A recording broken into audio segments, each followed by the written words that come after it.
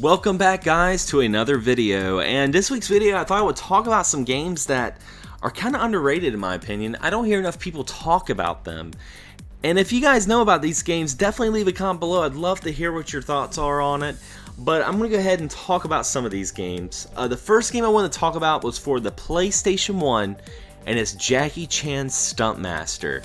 Now, I have a huge soft spot for beat 'em ups. I love the beat 'em up genre, and maybe it's because of the era I grew up in. I grew up a lot during the late 80s, early 90s arcade scene. So Double Dragon, Battletoads, those games are really popular. The Ninja Turtles games, and Jackie Chan kind of does that for me with a newer style, because it's kind of got that 3D look to it.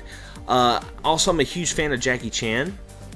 And there's a lot of Jackie Chan dialogue. There's a lot of funny one-liners that he does in it, and it really captivates a lot of the stuff he does in his movies, from just the crazy stunts to the obscure weapons like a giant fish, stuff like that. And it's a pretty fun game.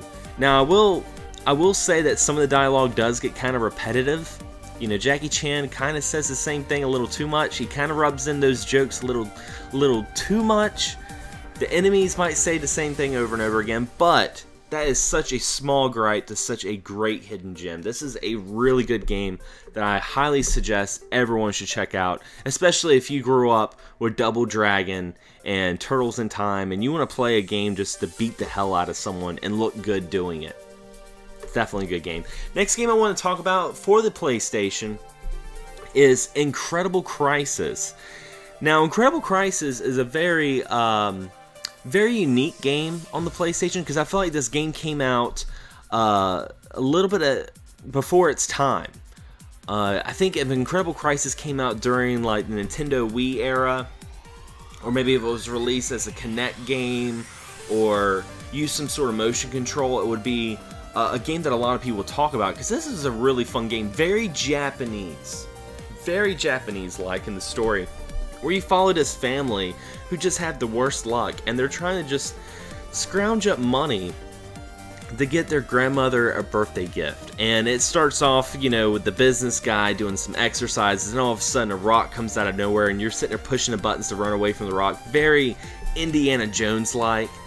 This is a really good game, and it came out towards the last end of the PlayStation 1. I mean, PlayStation 2 was just about to come out, so I think that's one reason why that a lot of people didn't play this game, but I recommend it. It's very fun. The next game I want to talk about, and this is a game that you guys probably would never think I would mention on this channel, and that is Charlotte's Web on the Game Boy Advance. Now, hear me out. I know what you guys are thinking right now. You guys are probably thinking I lost my mind. I like platformers. I like Charlotte's Web. I'm not gonna lie, that's one of my favorite cartoons. I really liked the book when I was a kid, and I didn't buy this game.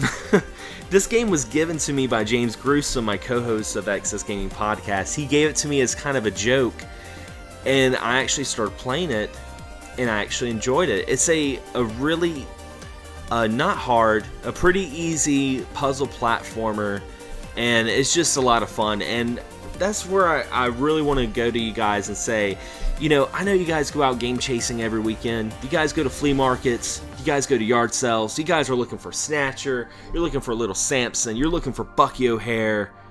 But if you see some of these games that are kind of weird and they're very cheap and you probably never heard of them, pick it up. Pick them up. These games might actually be really good, and that's something that me and James have always done.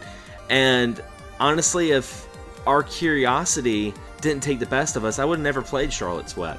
I would have just been like, that's a platformer. That's probably some super easy, which it is, child's game that I wouldn't enjoy. Well, I do enjoy it. I highly recommend it. Is it the best Game Boy Advance game ever? No, but it's a lot of fun. Next game I want to talk about is Final Fantasy Mystic Quest. Now, I know out of all the games, this is probably one game that a lot of people have heard about, and a lot of people are coming out more saying they actually enjoy this game. This game has had a lot of flack over the years because it is very simple. It is a beginner's RPG.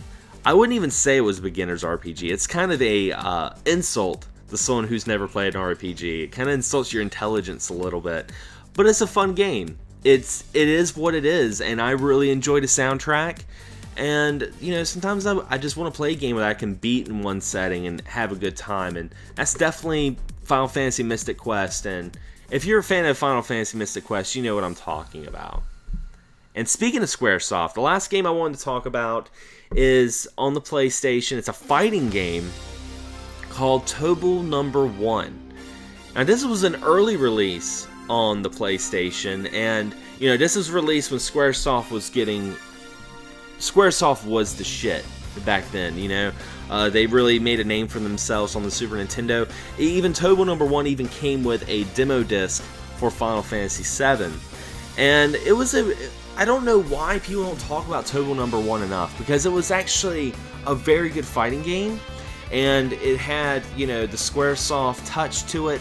It also had art done by Akira Toriyama, so I mean, it had great art, it had great soundtrack. It was a really fun game. It even had like a little dungeon mode where you go through like this labyrinth and you fight robots and get potions and stuff like that. And it was definitely something they used later on when they made another game called Ehrgeiz. And you know, I talked to a lot of Final Fantasy VII fans, and I have not heard but probably a handful of times of people that talked about Ehrgeiz. I hear more about Final Fantasy VII Dirge of Cerberus more than Ehrgeiz. I'm not even saying the name right, I'm sure, but it's a really fun game. It was a fighting game that had Final Fantasy VII characters like Cloud and Sephiroth and Tifa. It was a lot of fun. I definitely highly recommend you guys check that out as well. I'm pretty sure a lot of these games that I'm mentioning as well, you can probably get them very cheap online. They're not that uncommon or that rare, so definitely check these games out. And guys, if you have any underrated games that you like, or maybe some games that you like that all your friends don't really care for, leave a comment below. Tell me. I would love to hear about them. Maybe I'll do a Let's Play of them later on. I'm always up for new gaming ideas and stuff like that. There's so many games out there. There's no way that everyone knows every single title that ever came out. So, anyway guys, thanks for watching. Thanks for subscribing. And as always, happy gaming.